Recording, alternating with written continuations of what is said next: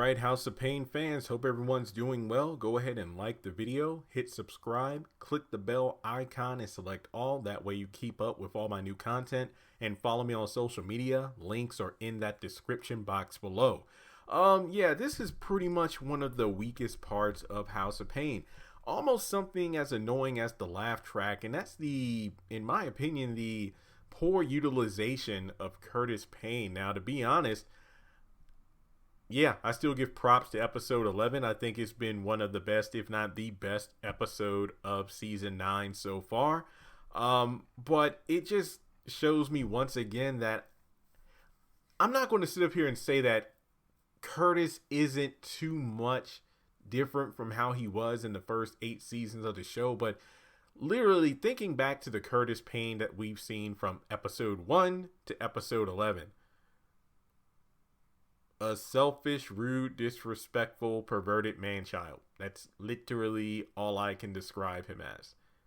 And I feel like we're seeing a lack of the redeemable qualities of the Curtis Payne that we knew in the other seasons of the show. And arguably, we've seen a couple of scenes like that in the Paynes. Yes, I'm actually, it kills me to say it, but I never thought I'd see the day where I would be using the Paynes in a positive light when compared to House of Payne season 9. But it's almost like comparing, the first 8 seasons of House of Payne to Dragon Ball and Dragon Ball Z.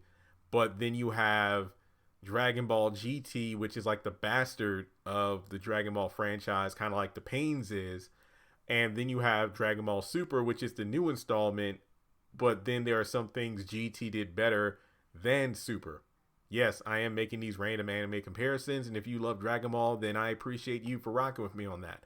But if you didn't, it's easy to see that, again, I feel like the Paynes is the bastard or the ugly stepchild of the House of Payne franchise, and people just want to, act like it didn't happen. Like, we're 11 episodes in, and nobody made mention of Florida once. But in any case, I just wish that, again, the season, we still got half a season left, and I want to be optimistic that Tyler Perry will do something more with Curtis's character. But again, we're almost at episode 12, and I think these seasons are like 24 episodes each, so we're literally near the halfway point. I haven't seen anything that gives me any sign that Curtis is going to be portrayed any better. Like, some people have been saying, why don't we see him be like the loving grandfather to, Christian and I know Calvin Jr. and Tracy, people want to see them, but I don't know if they're coming back. But in any case, like, why don't we see like, Curtis being a loving grandparent, and then like kind of a running gag could be Calvin, you're like, man, Pops, you were never that nice when I was that age. Like, yes, I was. And then that'll be like just a funny thing. But no, that way we can see that loving grandpa-esque demeanor. I mean, anytime Curtis comes on the scene now, I just feel like he's taking up space. And no, that's not a fat joke. I'm not saying that as a fat joke. I'm not skinny myself, but it just seems like he's purposefully shoved into scenes just to make things awkward. Like I said before in that episode, Women of Today, I said that I was praising the scenes of when Ella was explaining to Jasmine that she doesn't have to serve or do, cook and clean for Curtis, but she does it because she loves, cares, and wants to.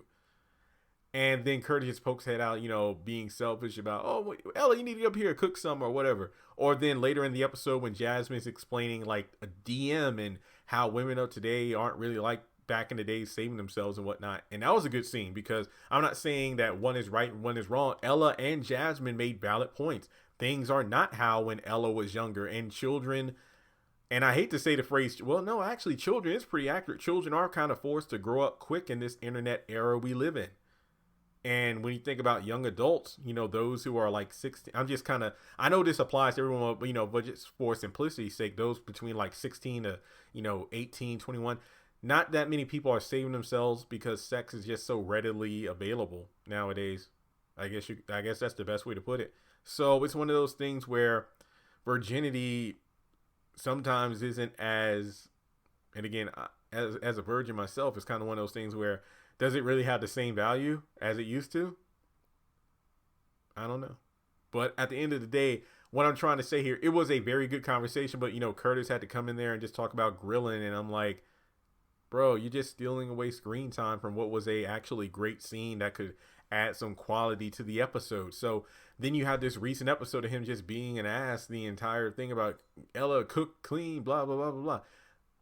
We live in the day of DoorDash and Uber Eats. Wow, that was hard to say, Uber Eats. So why doesn't he just, well, then again, he is older, so I don't even know if he knows how to work that tech, but I feel like Curtis is being underutilized and wasted. Just like I did the video about Miranda being thirsty. It's like every time she's around, it's annoying because it's like, oh, I kind of groan whenever she comes on the screen, even though she's so damn attractive. Look, Laura is fine too, but Miranda, wow. So it's one of those situations where I feel like, why isn't Curtis being properly utilized? CJ, doesn't he work for the city or something? Look, remember, I don't know House of Payne like the back of my hand like these other shows. So I just remember Curtis retiring and CJ taking over, right? And what does Calvin do? I forgot. Well, all I'm saying is apparently the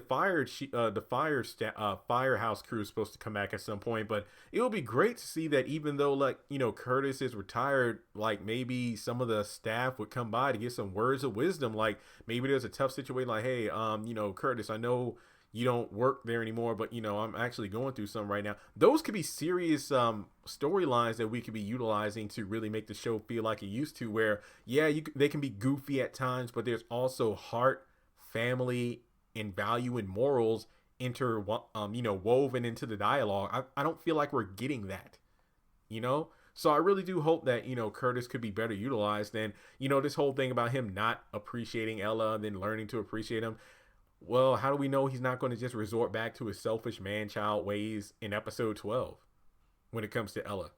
Meaning that the past couple episodes where this was apparently an important story beat was just wasted. I mean, all he talked about was Ella cooks and clean because, she doesn't pay for anything. This is my house, yada, yada, yada.